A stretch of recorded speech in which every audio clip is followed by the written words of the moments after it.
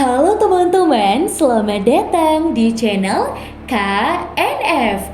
Kembali lagi bersama aku. Hari ini kita akan membahas sebuah alur cerita film yang judulnya ini cuma tahun ya, yaitu 1911. Kira-kira bagaimana ya keseruan dari alur film yang satu ini? Sebelum kita lanjut, kalian jangan lupa untuk like, komen, dan juga subscribe. Pada tahun 1840, setelah Cina kalah perang melawan penjajah dari barat, Kekaisaran Cina atau dinasti Qing memutuskan menyerah dan membiarkan para penjajah bebas berbuat sesuka hati di tanah air Cina. Akibat penjajahan itu, rakyat Cina jadi hidup dalam penderitaan. Puluhan tahun berlalu hingga akhirnya pada tahun 1911 muncullah suatu gerakan revolusi. Pagi hari di markas yang berlokasi di pinggir pantai Malaysia, terlihat ada seorang wanita bernama Suhan sedang membereskan baju para pemuda anggota revolusi yang masih tertidur pulas. Tak lama kemudian setelah bangun, semua anggota langsung pergi main sekaligus latihan di pantai. Di dalam hanya tersisa 3 orang, yaitu Suhan, pemimpin gerakan revolusi bernama Sun, serta 1 orang lagi yang baru bangun tidur. Dia bernama Jackie Chan. Namanya itu adalah Huang ya. Dan Huang ini adalah komandan perang, orang kepercayaan sekaligus sahabat dekat Sun. Pagi itu, Huang dan juga Sun membicarakan rencana penyerangan yang akan mereka lakukan 5 bulan lagi di provinsi Guangzhou, Cina. Nantinya Huang akan memimpin seluruh pasukan di medan tempur, sementara Sun akan pergi keliling dunia untuk mengumpulkan dana bantuan perang. 5 bulan kemudian, di rumah gubernur provinsi Guangzhou, Cina, pasukan revolusi pun mulai penyerangan pertama mereka. Hingga sore pertempuran masih berlanjut. Waktu Huan ingin mengantarkan amunisi, dia terjatuh. Beruntung ada salah satu anggota lewat lalu membantunya. Anggota itu bilang kalau di pertempuran pertama ini mereka kalah. Gubernur bersama selir-selirnya berhasil kabur dan kondisi pasukan revolusi sekarang sedang terpojok.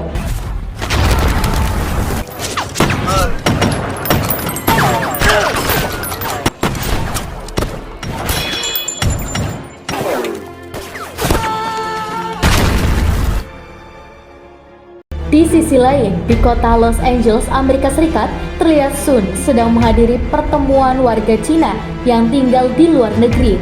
Dalam pidatonya, selain meminta bantuan dana, Sun juga memberitahu kondisi pertempuran saat ini. Barusan dia dapat kabar kalau pasukan revolusi telah kalah.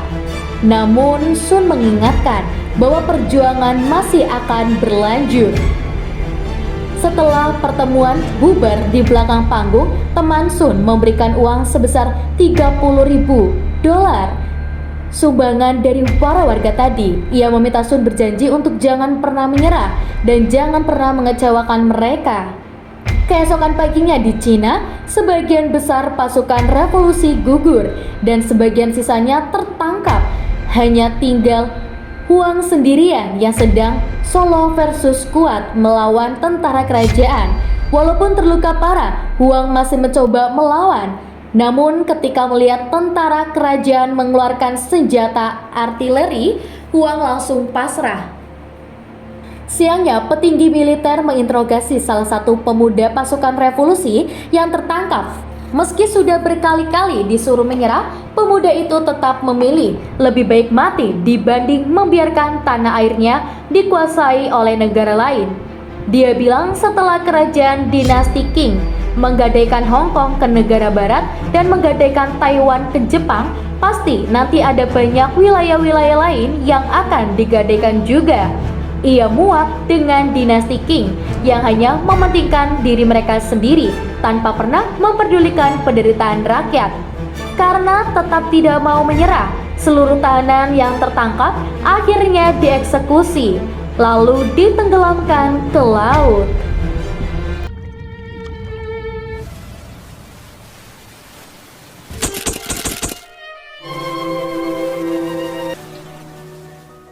Di sisi lain, Di markas ternyata Huang berhasil selamat dari gempuran serangan artileri tadi pagi. Waktu Sun kembali ke markas dan melihat Huang membawa pisau, dia langsung berusaha menghentikannya. Namun Huang bilang dia cuma ingin memotong jari tangannya yang terluka. Mendengar itu, sambil menangis, Sun pun membantu Huang memotong jarinya. Sementara di istana kerajaan, para petinggi serta permaisuri sedang berdiskusi tentang gerakan revolusi yang semakin hari semakin besar. Penasehat menyarankan agar permaisuri menggadaikan rel kereta api negara mereka untuk meminjam uang dari Bank Dunia. Dengan adanya dana segar dari Bank Dunia, maka kerajaan jadi bisa memperkuat peralatan tempur mereka.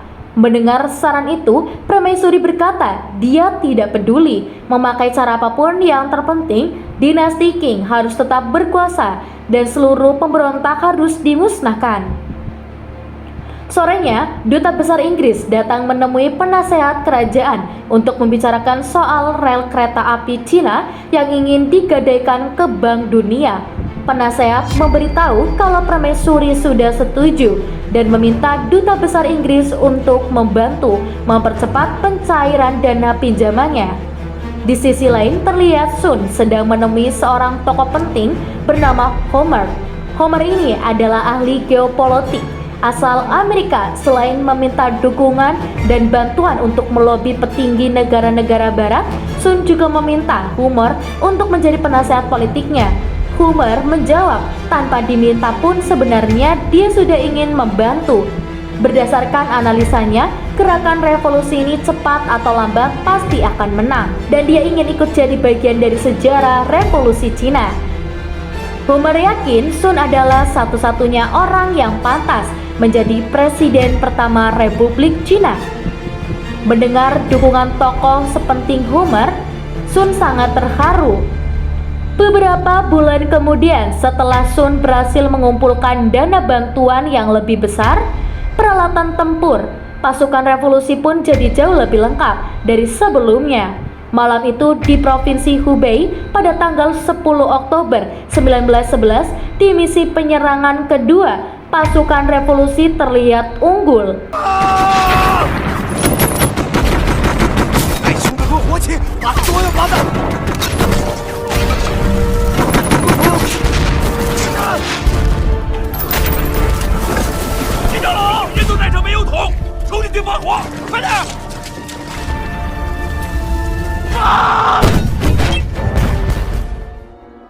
Pasukan revolusi berhasil mengalahkan militer kerajaan dan menguasai Provinsi Hubei. Semua begitu terharu. Untuk pertama kalinya bendera revolusi dikibarkan. Di Amerika, Sun bersama teman-temannya bersorak gembira. Setelah perjuangan panjang, akhirnya mereka menang. Namun, meski sudah menang, Sun tak bisa kembali ke Cina dulu. Sekarang dia masih harus pergi ke Eropa untuk membatalkan pinjaman dari Bank Dunia. Sun menjelaskan jika kerajaan sampai dapat pinjaman dana segar, maka kemenangan ini hanya akan bertahan sementara. Kerajaan pasti akan segera mengumpulkan pasukan baru, lalu merebut kembali Provinsi Hubei yang sudah dikuasai oleh revolusioner. Di istana, ketika mendengar pasukannya kalah, dengan emosi, permaisuri memerintahkan petinggi memanggil jenderal perang terhebat kerajaan bernama Yuan untuk mengambil alih komando. 1 bulan berlalu setelah dapat perintah pasukan, Yuan yang sangat besar mulai menyerang untuk merebut kembali wilayah Hubei.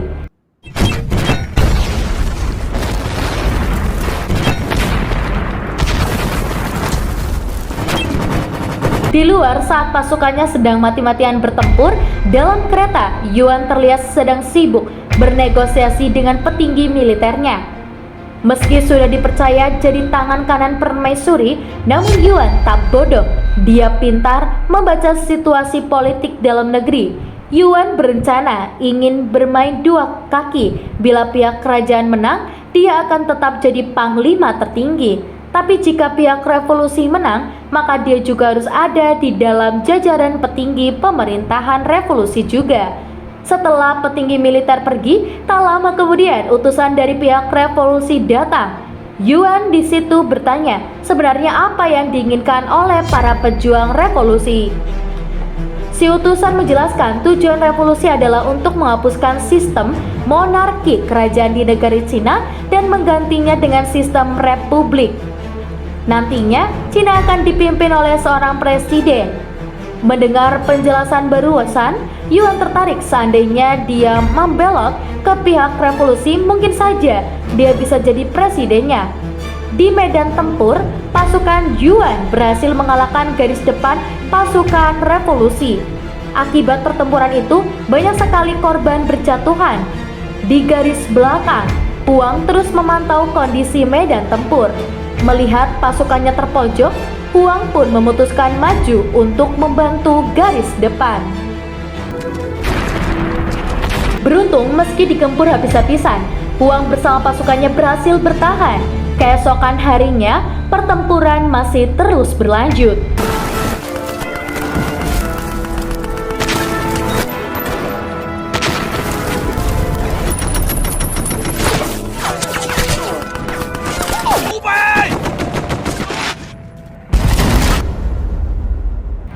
Dalam pertempuran itu, tak ada yang menang, tak ada yang kalah. Kedua belah pihak imbang. Di Eropa, Sun berusaha menggagalkan rapat Bank Dunia yang sedang membahas pinjaman dana untuk kekaisaran dinasti Qing. Awalnya Sun dianggap remeh. Para anggota Bank Dunia tidak peduli dengan penderitaan rakyat Cina. Bagi mereka, uang tetaplah uang. Bila pinjaman ini menguntungkan, maka mereka tetap akan mencairkan. Namun, Sun menjelaskan kondisi keuangan kerajaan sekarang sedang sangat buruk. Bila dipinjamkan uang, kerajaan tak mungkin sanggup membayar. Sun pun berjanji dia kalau semisal menang, dia akan melanjutkan membuat kerjasama baru Bank Dunia yang lebih menguntungkan. Mendengar negosiasi Sun, para anggota Bank Dunia akhirnya memutuskan membatalkan pinjaman ke kerajaan. Sementara di Cina, semenjak kabar perjuangan pasukan revolusioner tersebar luas, gubernur-gubernur di seluruh penjuru Cina kagum lalu memutuskan ikut bergabung. Mereka mengirim dana bantuan dan pasukan dari wilayah masing-masing hingga membuat kekuatan pihak revolusioner semakin besar. Di kapal, setelah berhasil menggagalkan pinjaman Bank Dunia, di sini Sun pun pulang. Saat Sun sampai di Cina, Huang buru-buru menyambutnya. Ia sangat rindu sambil terus berteriak memanggil nama Sun. Begitupun sebaliknya, hingga akhirnya setelah sekian lama berpisah, mereka berdua bertemu kembali. Meski ingin sekali melepas rindu, tapi mereka tetap harus menjalankan tugas terlebih dahulu.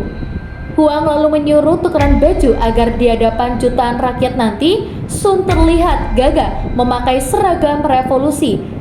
Tak hanya Huang, para anggota lain juga datang.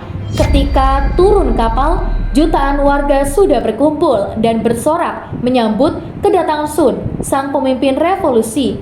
Namun di tengah kemeriahan, Huang tetap waspada. Ia kemudian pergi memeriksa keadaan.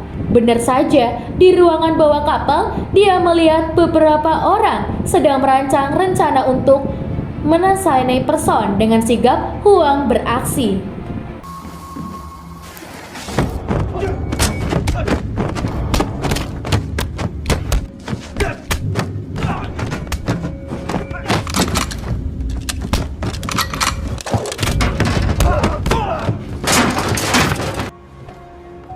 Sorenya di markas Sun, Huang, para anggota revolusi serta gubernur-gubernur dari berbagai wilayah rapat membahas langkah ke depan mereka. Dengan kekuatan yang mereka miliki, sekarang sistem Republik Cina sudah siap untuk dijalankan dan mereka harus segera membuat pemerintahan. Sementara, namun Sun bilang meski Republik sudah siap berdiri, tapi selama sistem monarki dinasti Qing belum runtuh, maka revolusi masih belum aman. Apalagi mereka semua tahu bagaimana besarnya kekuatan pasukan Yuan sebagai jenderal tertinggi dan pemilik pasukan terbesar di Cina. Bila suatu saat nanti pihak kerajaan dapat pinjaman dana untuk memulai perang, baru pasukan revolusi sudah bisa dipastikan akan kalah telak. Jadi sudah tidak mau egois, dia tak peduli bila dia nanti tak jadi presiden, siapapun presidennya, yang terpenting dinasti Qing harus segera diruntuhkan. Keesokan harinya, tanpa menunda-nunda lagi, pemilu pertama presiden Cina pun digelar. Dalam ruangan pemilihan, para gubernur memilih beberapa nama kandidat calon presiden yang diusung. Salah satunya adalah nama Sun. Di luar terlihat Sun sedang gelisah menunggu hasil pemilu.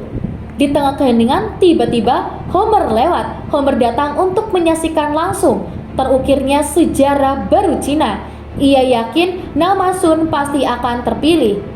Benar saja, waktu Homer mengintip ke dalam ruangan pemilu, dia mendengar panitia mengumumkan bahwa nama Sun adalah nama yang paling banyak dipilih.